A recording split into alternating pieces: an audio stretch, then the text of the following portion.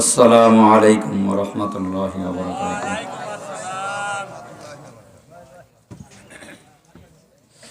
নাহমাদুহু ওয়া নুসাল্লি আলা রাসূলিহিল কারীম, আম্মা বা'দ। ফাআউযু বিল্লাহি মিনাশ শাইতানির রাজীম। বিসমিল্লাহির রাহমানির রাহিম। ইয়া আইয়ুহাল্লাযীনা আমানুত্তাকুল্লাহা ওয়া কুনু মা'আস সাদিকিন। ওয়া ক্বালা আল্লাহু সুবহানাহু ওয়া তাআলা: কুনতুম খায়রা উম্মাতিন উখরিজাত লিন-নাস তা'মুরুনা বিল মা'রুফ ওয়া তানহাউনা আনিল মুনকার। ওয়া ক্বালা রাসূলুল্লাহি সাল্লাল্লাহু আলাইহি ওয়াসাল্লাম: আল মারু মা'a মান আহাব্বা। ওয়া ক্বালা রাসূলুল্লাহি সাল্লাল্লাহু আলাইহি ওয়াসাল্লাম: ইরহামু মান ফিল আরদি ইয়ারহামুকুম মান ফিস সামা। ওয়া ক্বালা রাসূলুল্লাহি সাল্লাল্লাহু আলাইহি ওয়াসাল্লাম: তলাবুল ইলমি ফারিজাতুন আলা কুল্লি মুসলিম।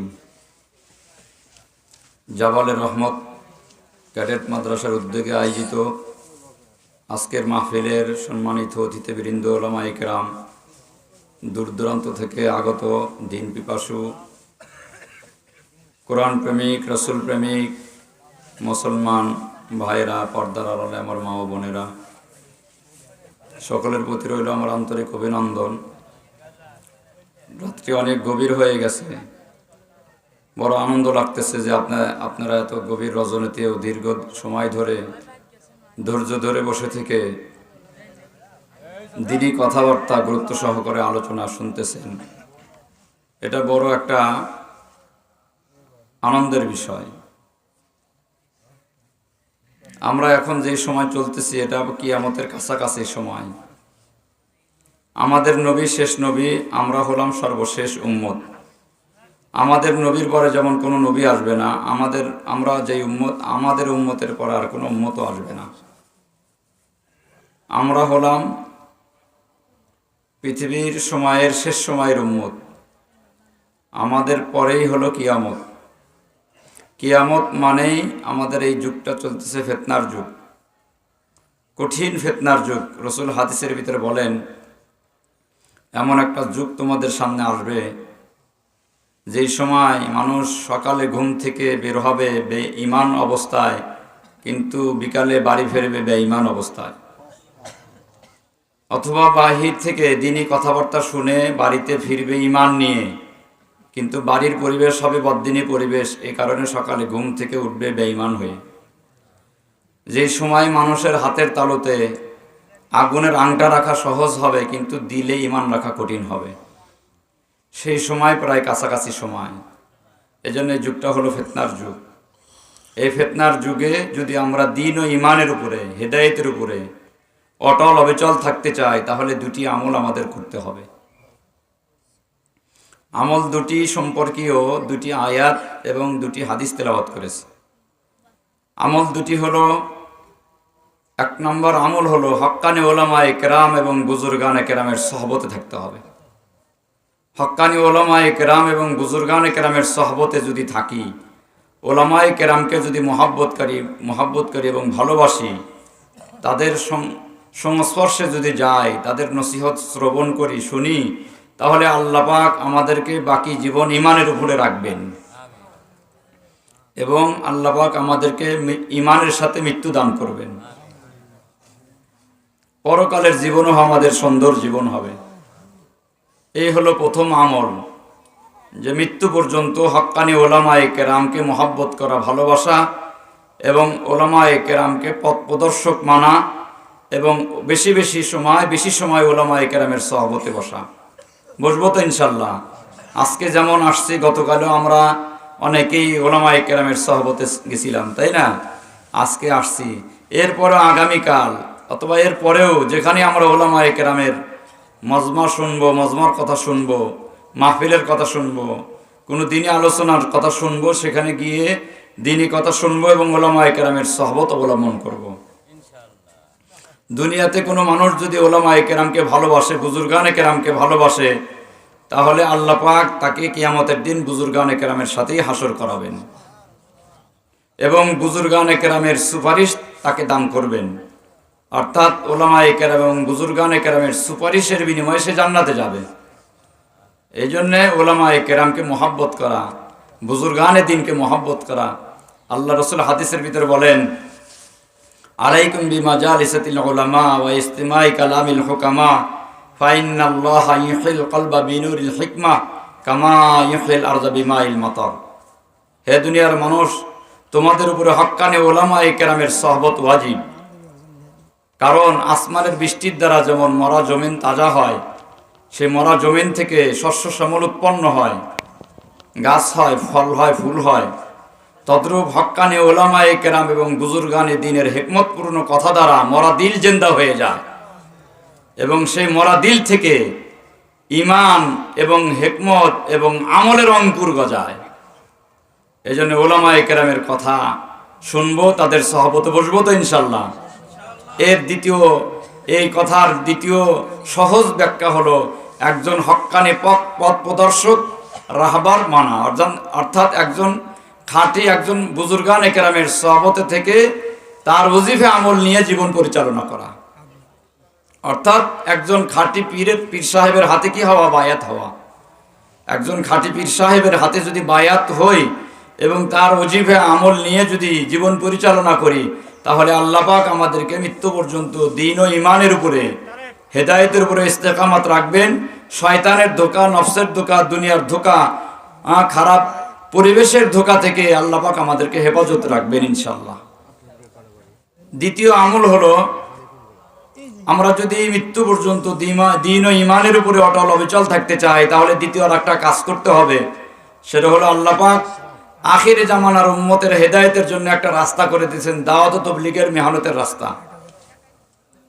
আমরা যদি দাওয়াত ও তাবলীগের মেহনতের সাথে লেগে থাকি, দাওয়াত ও তাবলীগকে ভালোবাসি, 3 দিন 40 দিন আল্লাহ রাস্তায় বের হই, মসজিদের আমল যে 5 কাজের আমল করি, গাস্ত করি, দাওয়াত দেই, তালিম করি, মাসে 3 দিন বের হই, আরো মানুষকে দাওয়াত দিয়ে দিয়ে মসজিদে নিয়ে আসি, নামাজি বানাই, আল্লাহর সাথে সম্পর্ক করানোর জন্য চেষ্টা করি, বিনিময়ে আল্লাহ পাক আমাদেরকে মৃত্যু পর্যন্ত দ্বীন ও ঈমানের উপর অটল অবিচল রাখবেন ইনশাআল্লাহ। এই জন্য দ্বিতীয় কাজ হলো কি, আমাদের জন্য দাওয়াত ও তাবলীগের মেহনতের সাথে লেগে থাকা। থাকবো তো ইনশাআল্লাহ। এখানে সময় লাগানো কয়জন সাথী আছেন? একটু হাত উঠান তো দেখে। 3 চিল্লা দিচ্ছেন কে কে? 3 চিল্লা দিচ্ছেন কে কে? দেওয়া হয় নাই? মাশাআল্লাহ, আছে। 1 চিল্লা দিচ্ছেন এমন কে কে আছেন? মাশাআল্লাহ। 3 দিন সময় লাগাইছেন এমন কে কে আছেন? মাশাআল্লাহ, সবাই আলহামদুলিল্লাহ। তাবলীগের সময় লাগানোর সাথী সবার ভিতরে আলহামদুলিল্লাহ দিনের তলব আছে, দিনের ফিকির আছে, দিনের বুঝ আছে আলহামদুলিল্লাহ। 3 দিন সময় লাগায় মানে সে আল্লাহর পরিচয় জানে, আল্লাহকে চেনে, আল্লাহ পাক যে তাকে দুনিয়াতে পাঠাইছেন যে উদ্দেশ্যে, সে উদ্দেশ্য সম্পর্কে কিছুটা ধারণা আছে। আল্লাহ পাক যেন আমাদেরকে বাকি হায়াত দিনের উপরে টিকায় রাখেন এবং দাওয়াত ও তাবলীগের মেহনতের সাথে আল্লাহ পাক আমাদেরকে লাগায় রাখেন। এই হলো দ্বিতীয় আমল। তৃতীয় আর একটা কাজ আছে, যে ওই সম্পর্কে আমি একটা হাদিস তেলাওয়াত করেছি। এগুলো বিষয় হলো, এগুলো আমল ছিল আমাদের জন্য, কিন্তু আমাদের যে কচিকাঁচা শিশু সন্তান আছে তাদের তো আমল আছে। তাদের আমল কি বলে? তাদের সবচাইতে বড় আমল হলো তাদেরকে দ্বীন শিক্ষা দেওয়া। কি দ্বীন শিক্ষা দেওয়া? দ্বীনি ইলম শিক্ষা দেওয়া, কোরআন শিখানো। এটা হলো তাদের সবচাইতে বড় কাজ। আল্লাহ রাসূল বলেন, তুমি তোমার সন্তানকে 7 বছর বয়সে নামাজের তালিম দাও, আর 10 বছর বয়সে পিটায় হলেও, শাস্তি প্রয়োগ করে হলেও তাকে নামাজ পড়তে, ইবাদত বন্দেগী করতে বাধ্য করো। এর জন্য নামাজ এবং অন্যান্য ইবাদত বন্দেগী করানোর জন্য তাকিদ দিয়েছেন। তো তদ্রূপ আল্লাহ রাসূল ইলমে দ্বীন তলব করার জন্য তরগিব দিয়েছেন। আল্লাহ পাক প্রত্যেক মুসলমান নারীর উপরে ইলমে দ্বীন শিক্ষা করাকে ফরজ করেছেন। এই জন্য ইলমে দ্বীন শিক্ষা করা আমাদের সকলের উপরই ফরজ। বিশেষ করে যারা কচিকাঁচা শিশু, এদের দিল হলো পাক ও পবিত্র। এদের দিলের ভিতরে যদি কোরআনের নূর ঢুকে দেওয়া যায়, তাহলে ছোট্টবেলায় শিশুকালে যদি সে দ্বীন শেখে, দ্বীনি মাসলা মাসাইল শেখে, হাদিস শেখে, কালেমা শেখে, আদিয়াই সালাত, আদিয়াই মাসনুনা, এগুলা যদি শেখে, তাহলে বাল্যকালে, শৈশবকালে দ্বীন শেখা মানে বলে পাথরের উপরে রেখা অঙ্কন করার মতো। পাথরের উপর যদি কোনো কিছু রেখা অঙ্কন করে, এটা যেমন সহজে মোছে না, সহজে বিলুপ্ত হয় না, মোছে না, তদ্রূপ শিশুকাল অবস্থায়, বাল্যকাল, শৈশবকালে বাচ্চাদেরকে দ্বীন শিখাইলে এই বাচ্চা কোনোদিন পথভ্রষ্ট আর গোমরাহ মুরতাদ হয় না। এই জন্য আমাদের শিশু সন্তানদেরকে আমরা কি শিখাবো? দিন শিখাবো। আর এই দিন শিখানোর জন্য বড় একটা সুযোগ কিন্তু আমাদের মৌলানা নুরুল ইসলাম সাহেব হুজুর এখানে মাদ্রাসা করছেন, তাই না?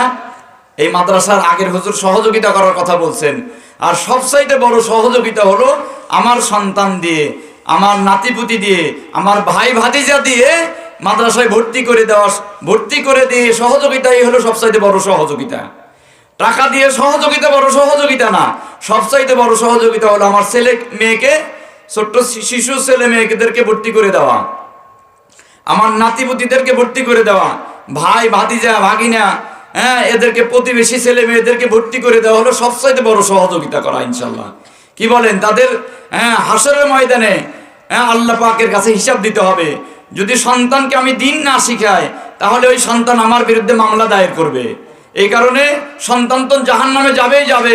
আমি নামাজ পড়ার পরেও, রোজা রাখার পরেও, জাকাত দেওয়ার পরেও, হজ করার পরেও, ওমরা করার পরেও, চিল্লা লাগানোর পরেও সন্তানকে দিন না শেখানোর কারণে আমাকে জাহান্নামেও যেতে হবে। আমি নামাজ পড়ছি, আমি রোজা রাখছি, আমি হজ করেছি, জাকাত দিয়েছি, আমি রমজান মাসে রোজা রাখাইছি, আমি ওমরা করেছি, আমি হজ করেছি, আমি চিল্লা দিয়েছি, সরমনার পীরের মুরিদ বায়াত হয়েছি, এরপরে উজানির পীর সাহেব হুজুরের হাতে বায়াত হয়ে ওজিবে আমল করছি, কিন্তু আমার সন্তানকে আমি দিন শেখাই নাই বলে এটা আমার মুক্তির জন্য যথেষ্ট না। সন্তান যেমন জাহান্নামে যাবে, আমাকে নিয়েই যে জাহান্নামে যাবে। আল্লাহ পাক আমাদেরকে হেফাজত করুক। এই জন্য তৃতীয় আর একটা কাজ হলো আমাদের উপরে, সেটা হলো আমাদের যে এই শিশু সন্তানরা আছে, এই শিশু সন্তানদেরকে কি শিখানো? দিন শিখানো। এরপরে আমাদের মা বোন যারা আছে ঘরে, মহিলারা, তাদেরকে পর্দার ভিতরে রাখা এবং তাদের পর্দা শরীয়তের বিধান, পর্দার বিধানকে তাদেরকে বুঝাইয়া দেওয়া।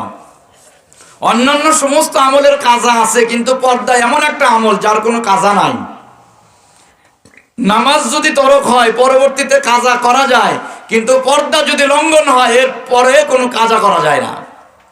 অন্যান্য সমস্ত আমলের কাজা আছে, কিন্তু পর্দার কোনো কাজা নাই। পর্দা তরক করা, পর্দা লঙ্ঘন করা, এটা কবিরা গুনাহ। এই জন্য আমরা আমাদের মেয়েদেরকে, স্ত্রীদেরকে এবং ঘরের পরিবারের মেয়ে সদস্যদেরকে আমরা পর্দার ভিতরে রাখার জন্য চেষ্টা করব। যেই পুরুষ তার অধীনস্থ মেয়েদেরকে পর্দা রাখার সামর্থ্য থাকার পরেও পর্দায় রাখে না বলে ওই পুরুষকে হাদিসের ভিতরে আল্লাহ রাসূল দায়ুস বলেছেন, আর বলেছেন দায়ুস জান্নাতে যাবে না। এজন্যে আমি নামাজ পড়লাম, কিন্তু আমার স্ত্রীকে যদি পর্দায় না রাখি তাহলে আমার এই নাজাতটা আমার মুক্তির জন্য যথেষ্ট হবে না। আমার স্ত্রী, আমার মেয়ে, আমার পরিবারের মেয়ে সদস্যদেরকেও পর্দায় রাখানোর ব্যবস্থা করতে হবে।